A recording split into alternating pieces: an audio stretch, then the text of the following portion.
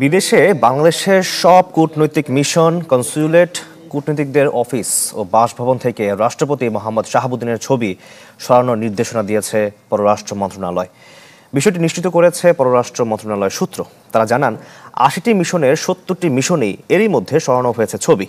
বাকি মিশনগুলো থেকে রাষ্ট্রপতির ছবি সরানোর নির্দেশ দেওয়া হয়েছে। দুটি মিশন থেকে বিষয়টি নিয়ে জানতে চাইলে শুক্রবার সন্ধ্যায় নির্দেশনা পেয়েছেন বলে জানানো হয়। ছবি সরানোর বিষয়ে কোনো আনুষ্ঠানিক চিঠি বা ইমেইল না দিলেও টেলিফোনে অঞ্চল ভিত্তিক কয়েকজন রাষ্ট্রদূত ও হাইকমিশনারকে এই নির্দেশনা দিয়েছে পররাষ্ট্র মন্ত্রণালয়।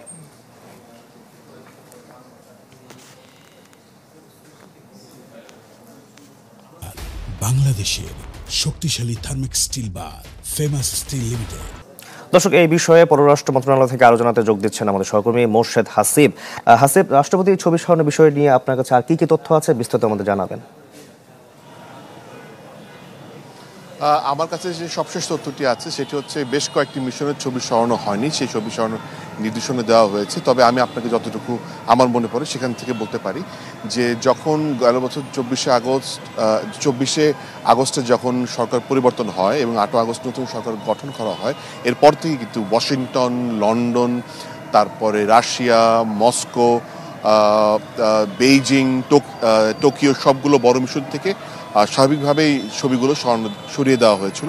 খুব সম্ভবত বেশ কয়েকটি মিশনে, সেটা হয়তো বা 10টা কিংবা 15টা হতে পারে, যে রাষ্ট্রপতির ছবি রয়ে গেছে। তো সেই ছবিগুলো সরানোর নির্দেশনা দেওয়া হয়েছে। এই নির্দেশনা দেওয়া হয়েছে শুক্রবারে। আমরা যতটুকু জানতে পেরেছি পররাষ্ট্র মন্ত্রণালয়ের সূত্র আমাদেরকে এটি নিশ্চিত করেছে, এবং এর জন্য কোনো ফোন দেওয়া হয়নি, কোনো চিঠি পাঠানো হয়নি, কোনো ইমেলও দেওয়া হয়নি। এবং বলা হয়েছে যে আপনি আপনার এলাকা, অর্থাৎ কেউ যদি মধ্য এশিয়াতে থাকে, যে মধ্য এশিয়া, কিংবা কেউ ইউরোপে থাকে, পূর্ব ইউরোপ, দক্ষিণ ইউরোপ, পশ্চিম ইউরোপ, কিংবা ইউরোপে যতগুলো দেশ আছে একটা জায়গায় এরকম ফোন দিয়ে বলা হয়েছে বাকি কলিগদের সাথে তথ্যটি শেয়ার করতে। এবং আমার যতটুকু মনে পড়ে লন্ডন মিশনের যে ঘটনাটা আমার স্পষ্ট এখন মনে পড়ছে, সেটা হচ্ছে গিয়ে সেই সময় হাইকমিশনার ছিলেন সৈয়দ তাসনিম মোনা। তার উপস্থিতিতে তাকে সামনে রেখে বিভিন্ন রাজনৈতিক দলের নেতাকর্মীরা সেখান থেকে তৎকালীন প্রধানমন্ত্রী সহ তার পিতা সবার ছবি সরিয়ে দিয়েছিল, এবং সেখান থেকে একইভাবে ওয়াশিংটন মিশন এবং সব জায়গা থেকে সরিয়ে দেওয়া হয়েছিল। হয়তো বা কয়েকটি মিশন দেওয়া গেছে। যেহেতু পররাষ্ট্র উপদেষ্টা অসুস্থ আছেন আমরা জানতে পেরেছি, হয়তো বা তাকে আজকে এবং কালকে পাওয়া যাবে না।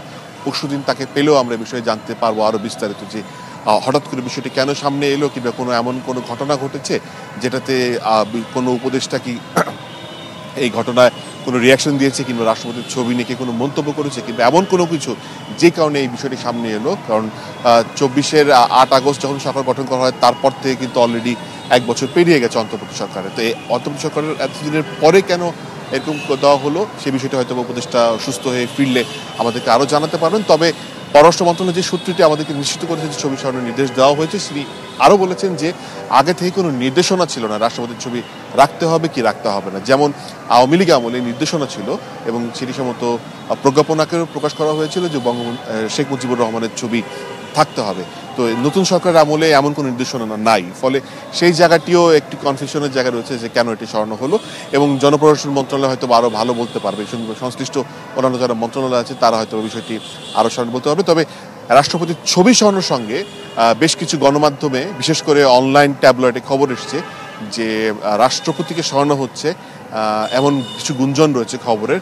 সেই বিষয়টি সম্পর্কে জানতে চাইলে উনি খুব স্পষ্ট করে বলেন এই ধরনের খবরে কোনো সত্যতা নেই। এবং পুরো বিষয়টি আমি আপনাকে সূত্রের বরাত দিয়ে বললাম। যদি আমার সূত্র ভুল বলে থাকে তাহলে আমি ভুল বলছি, যদি সূত্র ঠিক বলে থাকে আমি আপনাকে ঠিক বলছি।